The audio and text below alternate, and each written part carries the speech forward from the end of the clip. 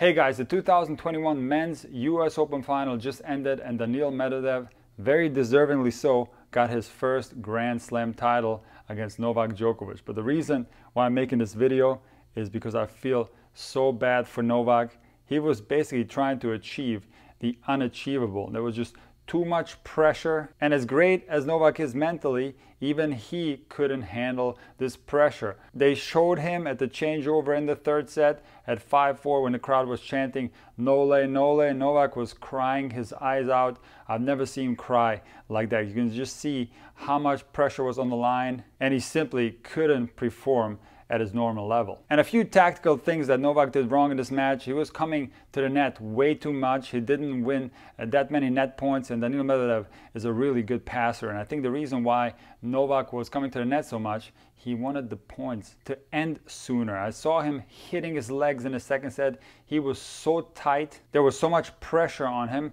He simply didn't like to be in those long rallies that he usually dominates pretty much against anybody in the world. Another thing that Novak does really well that didn't work well in this US Open final, it was his touch game. His drop shots weren't on at all, and when Daniil Medvedev hit drop shots and Novak was trying to run the drop shots down, he often missed that first ball off the drop shots. And often when players are tight, the touch game goes away. The hand is a little bit tight, it's a little bit stiff, and players have very little feel. And that's exactly what was happening to Novak in this match. Now, I do think Novak had a little bit of a chance at the end of the match because Daniil Medvedev got a little tight. He served double faults on the first two match points, and there was a little bit of an opening for Novak to come back to the match. And I think if Novak would have won that third set, he could have probably won the whole match. But my hat is off to Medvedev. He's a top player. He deservingly won the first slam. He might win many more in the years to come. But one more interesting thing about Novak's loss tonight is that I'll never forget when the Bryan brothers had the same